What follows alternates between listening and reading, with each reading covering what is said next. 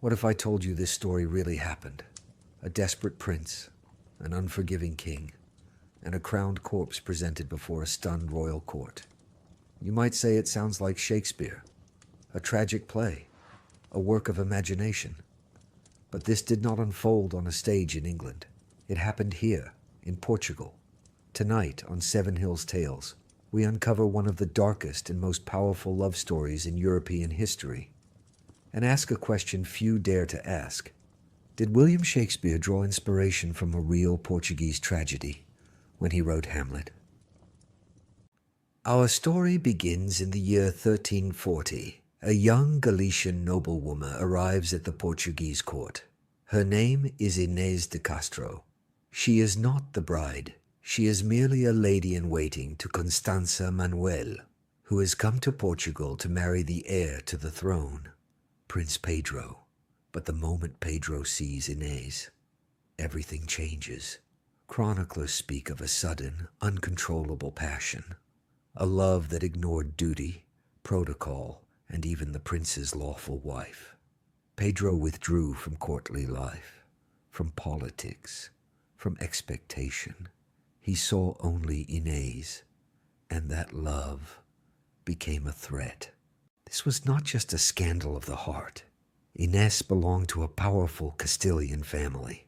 Her brothers moved quietly through Iberian politics, forming alliances, whispering ambitions. King Afonso IV, Pedro's father, watched with growing fear.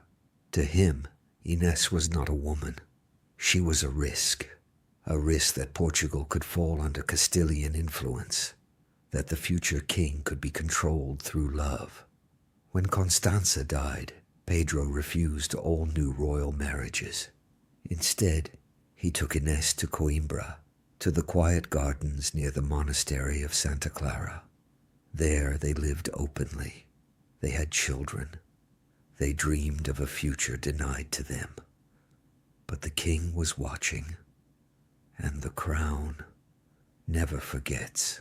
On January 7th, 1355, Pedro left Coimbra on a hunt. It was then that the king acted. Afonso IV arrived with 3 men, executioners, counselors who had long argued that Inés was a disease of the realm. Inés understood immediately. Legend says she fell to her knees, surrounded by her children, begging for mercy. For a moment, the king hesitated, but history does not bend to hesitation. Inés de Castro was executed on the spot. Her blood stained the stones near the fountain. To this day, the place is called the Fountain of Tears, and locals say that on foggy nights, her grief still echoes through the gardens. When Pedro returned and learned the truth, something inside him broke. He did not simply mourn. He rebelled. Father against son, king against heir. Portugal slipped into civil war, and when Pedro finally ascended the throne, he delivered justice that still chills the spine. 2 of Inés's murderers were captured. Pedro ordered that one have his heart torn from his chest, the other from his back.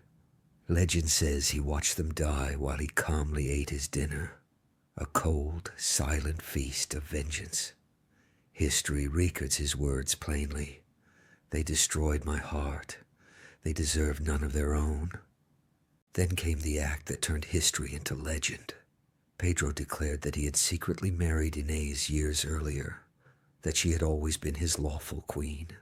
Her body was exhumed, dressed in royal garments, crowned, and the nobility of Portugal was ordered to kneel and kiss the hand of a corpse. This was no madness. It was a statement. Love beyond death, power beyond convention. In life, Inés was denied the throne. In death, Pedro gave it to her. Pedro did not allow their story to end with death. In the monastery of Alcobaça, he ordered the construction of 2 monumental tombs, masterpieces of Gothic stonework, carved with angels, saints, and scenes of the Last Judgment. 1 tomb for the king, one for the woman who ruled only in death. but it was their placement that carried the true message. Pedro ordered the tombs to be positioned face to face, separated by the narrowest of distances. Why? So that when the final trumpet sounds, when the dead rise from their stone beds, the first thing Pedro and Inês would see would be each other. No kings, no crowns, no courts, only love. The carvings tell their own silent story. Angels guide souls upward. Time stands still. Stone becomes memory. Centuries have passed. Empires rose and fell. Yet the tombs remain, still facing one another, still waiting. Not for history, not for forgiveness, but for eternity. Now, consider Hamlet, a prince at war with a king, a beloved figure unjustly destroyed. Hamlet is haunted by a ghost, a voice demanding truth and justice. But Pedro was haunted by something even crueler: absence. In Shakespeare's most famous scene, Hamlet holds Yorick's skull, contemplating what remains of life and laughter. It is a powerful, distant symbol of mortality. But Pedro did not hold a dry skull. He forced the living to kiss the decaying hand of his bride. Shakespeare wrote about the shadow of death. Pedro made it sit on the throne. Both men were called mad. Both crossed moral boundaries. Yet their madness was cold, precise, purposeful. Shakespeare wrote tragedy. Pedro lived it.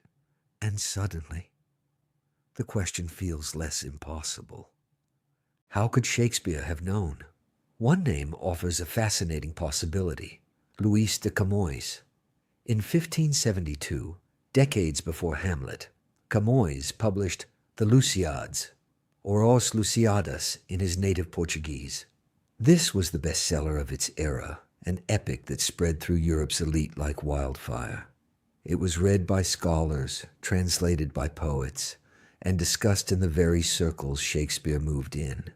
In a world of forbidden knowledge in traveling manuscripts, the story of the dead queen of Portugal was the ultimate Gothic tale. There's no proof, no letter, no document, only echoes. And sometimes, in the world of genius, an echo is enough to build a masterpiece. Whether Shakespeare ever read this story, one truth remains. Portugal lived a tragedy the world later applauded on stage. Pedro and Inês rest still at Alcobaça, facing each other, waiting. History tells us that art imitates life, but sometimes life is darker, deeper, and more poetic than any play. If you enjoyed this journey into one of Portugal's most haunting stories, join Seven Hills Tales. Subscribe, leave a like, and tell us in the comments. Was Pedro's love eternal devotion or beautiful madness? Until the next story, remember, some loves do not end, they wait.